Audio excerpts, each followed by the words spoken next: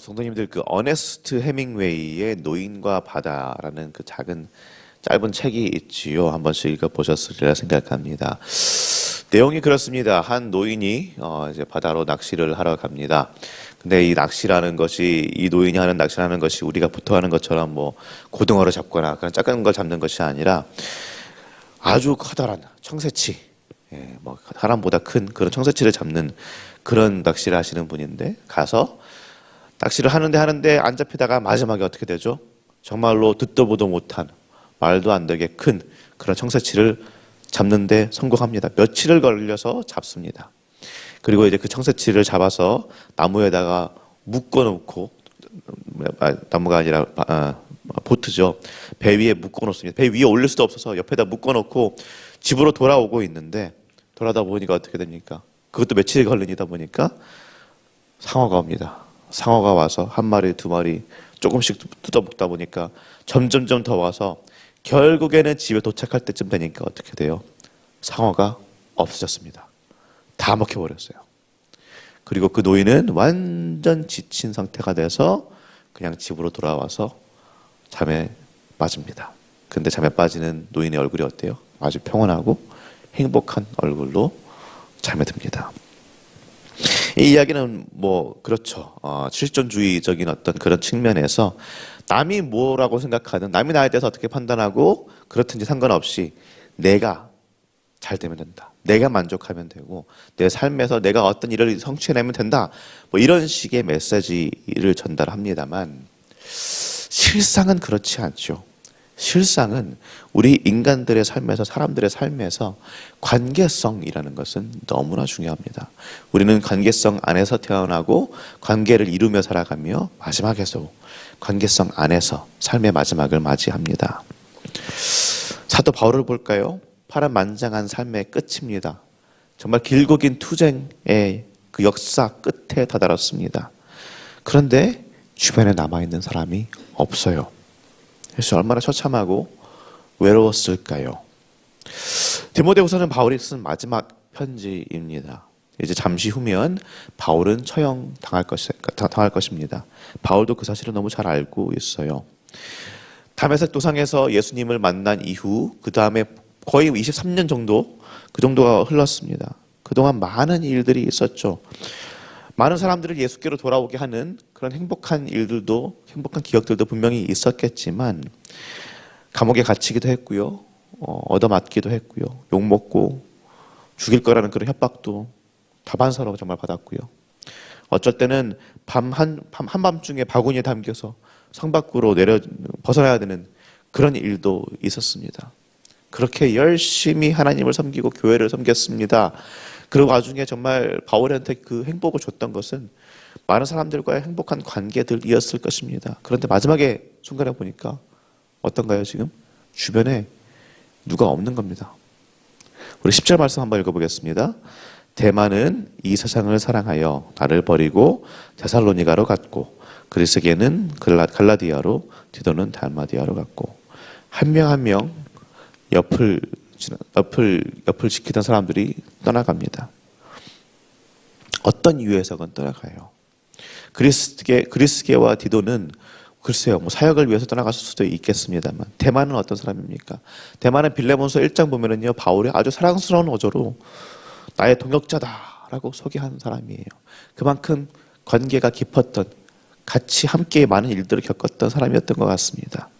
그런데 어떻게 해요? 마지막에 세상을 사랑하여 나를 버리고 데살로니가로 갔다. 그렇게 열심히 함께하고 동역을 하던 사람인데 결국엔 세상을 사랑하여 데살로니가로 갔다. 이 말 안에 참으로 많은 감정들이 담겨져 있는 것 같습니다. 결국에는 내가 실패했다. 결국에는 이 사람과 함께하는데 실패했고 관계에서 실패했다. 그리고 나머지 사람들도 어떤 이유에서건 바울 곁을 떠나갔고, 지금 남은 건 누구입니까? 자신의 건강을 돌봐주는 의사 누가 밖에는 없습니다. 우리 11절 말씀 읽겠습니다. 누가만 나와 함께 있느니라. 내가 올 때에 마가를 데리고 오라. 그가 나의 일에 유익하니라. 아멘. 삶의 마지막 순간에 주변에 그 많던 사람들이 다 떠나가고 나니까 이제는 바울도 참 생각이 많아졌던 것 같습니다.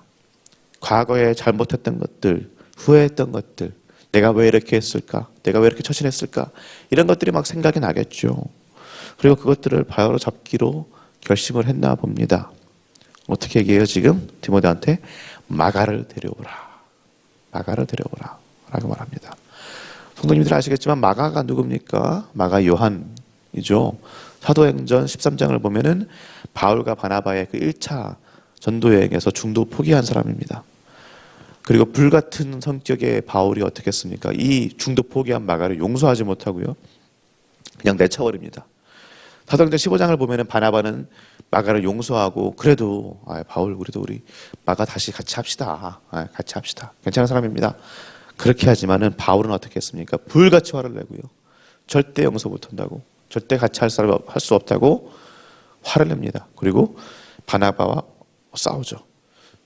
결국에는 1차 전도 여행을 같이 했던 바나바와 바울이 서로 갈라서게 되는 그런 계기가 됩니다. 그렇게 바울과 마가의 관계가 편한 관계가 아니었어요. 그리고 마가는 또 어떤 사람입니까?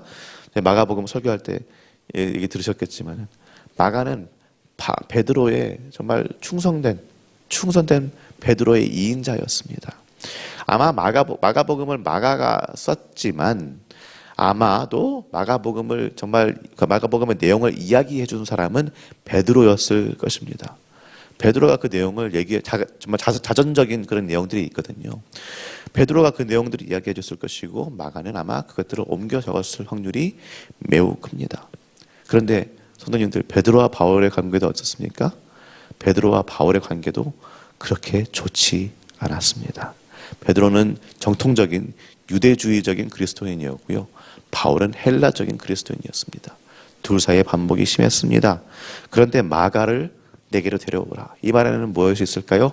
마가와의 관계 회복, 단순히 마가와의 관계 회복만이 아니라 베드로와의 관계 회복도 꽤 있지 않았을까 싶습니다. 이제는 삶의 마지막에 있지만 그 마지막을 정리하면서 결국에는 나와 함께 있었던 사람, 그러나 내가 내쳤든지 어떻게든지 관계가 허물어졌던 사람들, 그들과 관계를 회복해야 되겠구나 라고 바울이 생각했던 것입니다.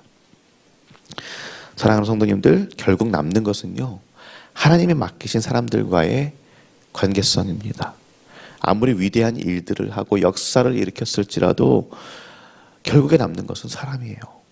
마지막에 혼자 남게 된다면 그것은 어떤 유익이 있겠습니까? 사도 바울은요, 마지막 순간에 화해를 선택했습니다. 우리 예수님은 어떻게 하셨습니까? 우리 하나님은 어떻게 하셨어요? 관계를 깨뜨린 것은 우리입니다. 하나님과의 관계를 깨뜨려버리고 단절시킨 것은 우리이지만 그럼에도 불구하고 하나님은 끝이구나, 그럼 관둬라 하고 내치신 것이 아니라 화해를 선택하셨습니다. 그래서 우리 예수님 우리에게 오시고 우리와 함께 하셨지요. 그 예수님을 십자가에 못 박고 있는데 그 마지막 순간에도 예수님 무엇을 선택하셨습니까? 화해, 회복을 선택하셨습니다. 그래서 말씀하시죠. 아버지, 저들을 용서하소서.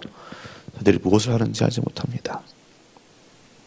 그렇게 하나님께서는 계속해서 우리와의 관계 회복을 선택하셨습니다. 그러니 성도님들, 우리도 화해해야 되겠습니다. 관계를 회복해야 되겠습니다. 주변에 혹시 얼굴 보기 싫은 사람이 있습니까? 어떤 문제 때문에 여러 가지 이슈들이 있을 수 있죠. 어떤 문제든지 간에. 과거에 틀어진 사이가 있습니까? 회복하시기 바랍니다.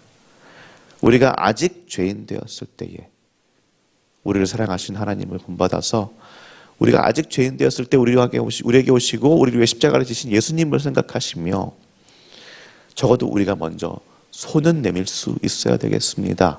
상대방이 나를 보기 싫어하고 상대방이 나와 관계 회복을 원하지 않는다고 할지라도 그래도 그리스도인 된 우리로서는 먼저 손이라도 내밀 수 있고 그들과 관계 회복을 꾀할 수는 있어야 될 줄로 믿습니다. 지금 이렇게 말하니 생각나는 얼굴들이 아마 있으시리라 생각합니다. 성령님께서 생각나게 하시는 얼굴들이라 생각하고 오늘 기도하시는 와중에 하나님 어떻게 해야 될까요? 하나님 정말 얼굴 보기 싫은데 생각하기도 싫은데 그럼에도 불구하고 하나님께서 나에게 기회 주셨던 것처럼 나도 기회를 줘야 될까요? 하나님 알려주시고 방향을 제시해 주십시오 하면서 기도하면서 그렇게 관계 회복을 꾀하실 수 있는 그런 성도님들의 오늘 하루 되시기를 예수님의 이름으로 축원합니다. 이제 말씀을 생각하며 기도하도록 하겠습니다.